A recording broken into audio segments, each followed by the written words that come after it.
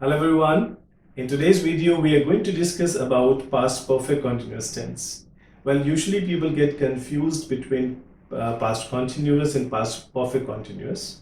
So we will understand the difference in detail.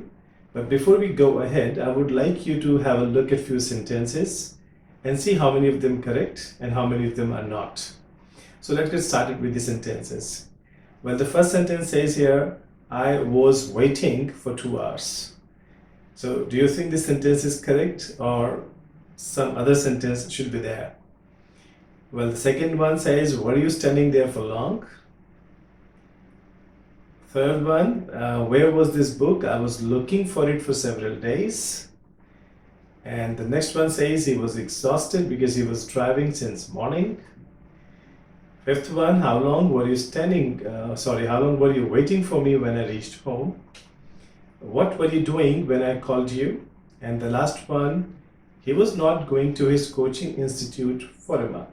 So these are 7 sentences. Look at them carefully. You can even pause the video and just first note down how many sentences you feel are correct and how many are not. Well, I'll go ahead with the answers. So out of these 7 sentences, 6 are incorrect. Only 1 sentence is correct. Now, if you have found out why they are incorrect, it's wonderful. And if you haven't, let's discuss in detail. So first of all, we will understand what is past continuous so we can understand past perfect continuous as well. Well, when we talk of past, like if you look at this line, this vertical line represents this present moment, and that horizontal line talks about past moment, the past time. जब past में जो समय निकल चुका है उस समय में किसी एक पॉइंट पर ध्यान दीजिएगा, जब किसी पॉइंट पर किसी काम का चलना दिखाए और एक पॉइंट पर हमेशा काम जारी ही होता है. For example, if you look at this moment, this present moment, तो हर व्यक्ति आपको इस मोमेंट पर काम करता हुआ दिखाई देगा. वैसे ही when you look at past moment, तो उस वक्त भी अगर आप किसी एक मोमेंट पर अपने आप को खड़े होकर देखें पास्ट में, तो शायद दुनिया का हर व्यक्ति आपको कुछ ना कुछ करता हुआ नजर आएगा. सिंपल कॉन्टिन्यूस टेंस का मतलब ही यही है. Like right now, if I look at myself, I'm teaching, you're watching this video, and if you look around, everybody is doing something. If I stand somewhere in the past, like if you see that arrow, you see that past moment. If you stand somewhere in the past, you see everything was in progress. Right? जैसे कल मैं जब घर पहुंचा, तो अगर आप उस मोमेंट को सोचें, तो everything was going on, like something, everybody was doing something at that moment. Like when I reached my home, my mother was preparing food. Now I'm thinking about myself, you start thinking about yourself. That what your family members were doing when you reached your home. So when I reached my home, my mother was cooking, my brother was playing, my father was watching TV. So everybody was doing something. So you can stand at any moment in past and think about it.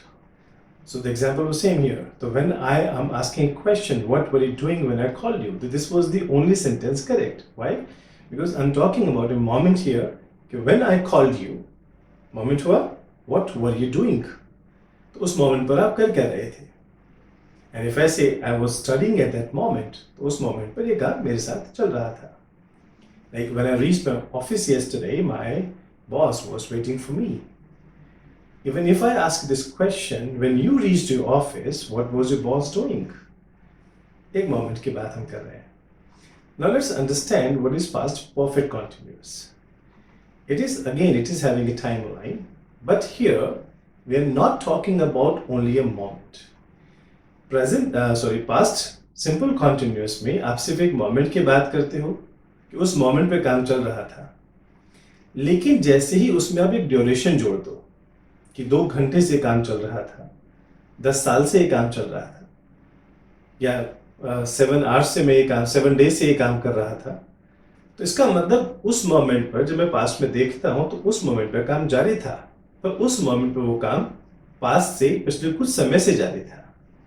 Like for example, एक बच्चा ground में खड़ा हुआ, फेंट हुआ, बेहोश हो गया.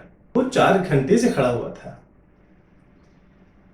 तो 4 घंटे 4 आवर्स से वो बच्चा उस ग्राउंड पे खड़ा हुआ था। तो अब हम एक तो उस मोमेंट की बात की हमने कि he was standing and he fainted.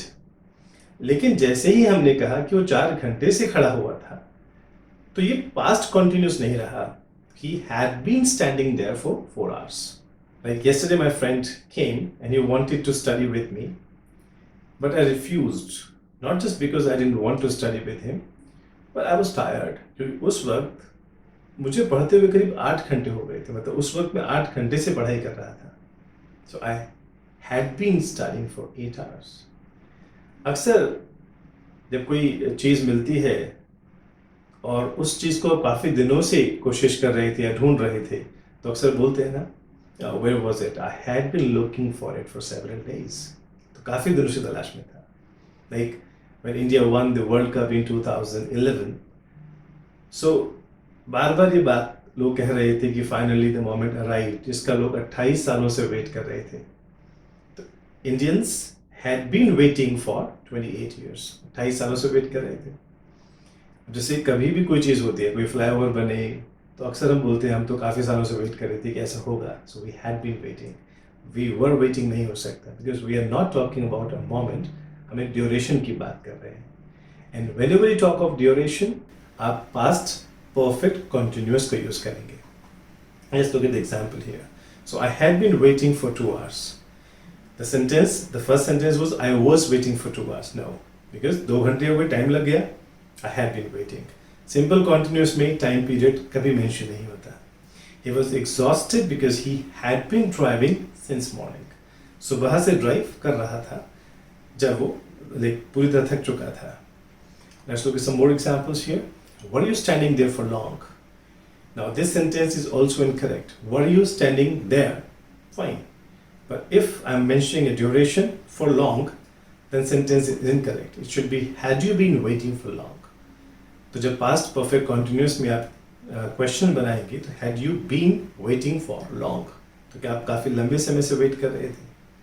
अक्सर लोग मुझसे पूछते हैं कि जब आप वहाँ खड़े हुए थे तो क्या आप काफ़ी समय से खड़े हुए थे क्या, या काफ़ी देर से मेरा वेट कर रहे थे क्या। तो had you been waiting for long.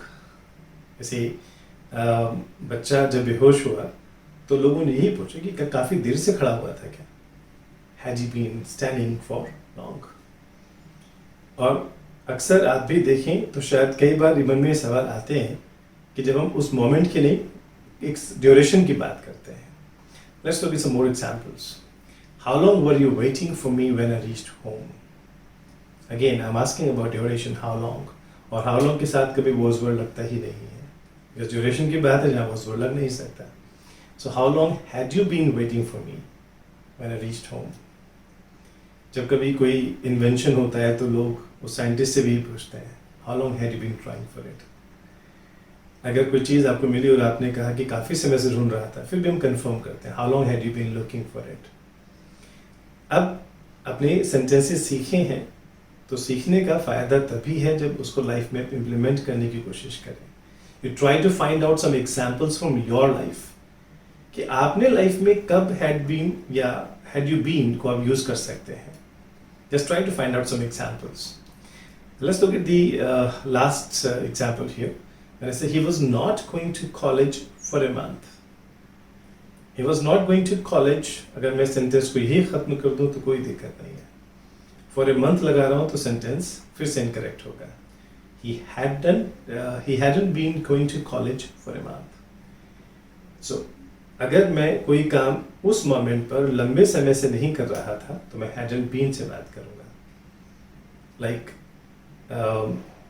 when the person fell really sick, तो डॉक्टर्स ने जो मेडिसिन पहले से लिखी हुई थी तो उस दिन हमें मालूम चला कि वो करीब 15 डेज दवाइयाँ नहीं खा रहे थे।